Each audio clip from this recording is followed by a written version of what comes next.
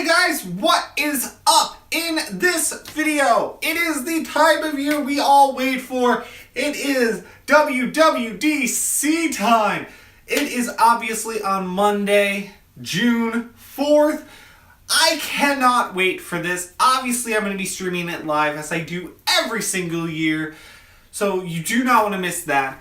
But before we get to WWDC, we gotta talk predictions! What are we gonna see at WWDC? Well, let's get into it in this video! Stay tuned!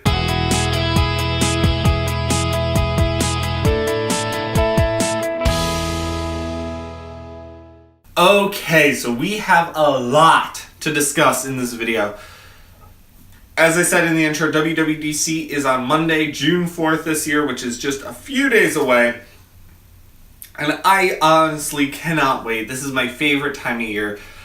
My favorite days of the year are always Apple keynotes, and this one is no exception, because this is where we get to see all of the new software. Mac OS, tvOS, watchOS, and iOS all get announced and all get refreshed in this event. So, what are we possibly going to see at WWDC this year? Well, let's start with iOS. Probably the software everyone is always curious about because everyone uses it in so many different ways. Whether you have an iPod Touch to an iPad Pro, you use iOS in so many different ways. And iOS 12 hopefully will be their best update yet. Or at least they say it is. Every year. Just go back and watch old Apple keynotes, and every year they say this is our best one yet. I'm not kidding. So, what is it going to be? Well, in my research that I have done, I think we are definitely, possibly, going to see a redesign of iOS. Now, it has been rumored that this is going to be delayed until 2019, but I really hope this comes this year, as the last major redesign of iOS was in 2013 with iOS 7. So it's been 5 years since they have completely refreshed iOS and gave it a new life. So hopefully that's coming, but it could very well be not until 2019 that we see this update occur. I also think we're going to see a redesigned Do Not Disturb mode. This is very much a welcome feature, in that a feature that I'm surprised Apple hasn't really touched since they introduced it back in iOS 7 or 6. Right now, the feature allows you to turn off all notifications and sounds until you wake up in the morning. However, this Do Not Disturb mode did get an update in the last few years with Do Not Disturb while driving, but that's really all they've done with it. They haven't allowed you to customize it any more than that, other than just saying whether it goes on and off and whether you're driving or not. So some more functionality like a Do Not Disturb during an event, or Do Not Disturb right now while you're filming a video. Not planned, but kind of funny.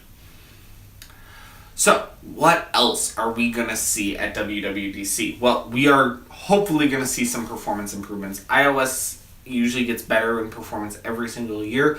However, the last two, in my opinion, have not really focused that much on performance.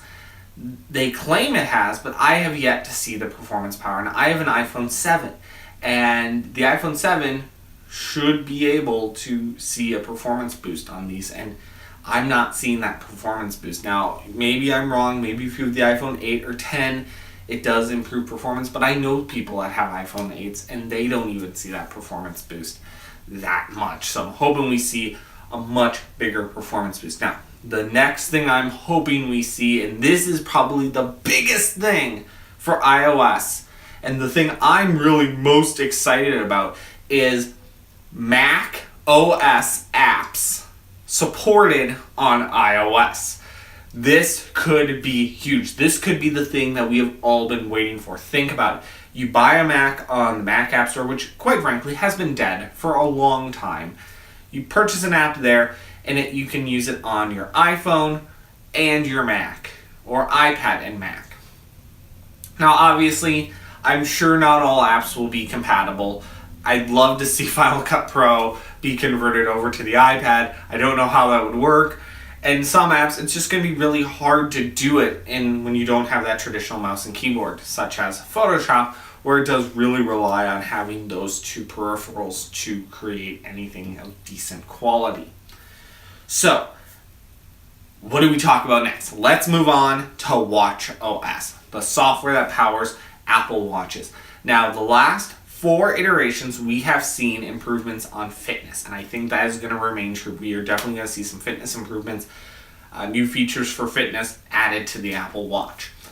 We're definitely going to see some new watch faces, as we have every single year, and I think we're going to see a little bit more NFC, or near field communication, opened up a little bit more on the Apple Watch. You know, they opened it up to allow you to unlock your hotel room. They've allowed you Apple Pay. I think we might see one more unlock of this in the near future. Other than that, there's really not much else about the Apple Watch out there. I have tried so hard to find rumors on the watchOS 5, and I just cannot find them. They're not talking much, and there's not a lot out there. So let's move on to Mac OS. Obviously, the biggest thing with Mac OS is, you know, same with the iOS. It's going to get a new redesigned look, and you're going to have compatibility with iOS apps.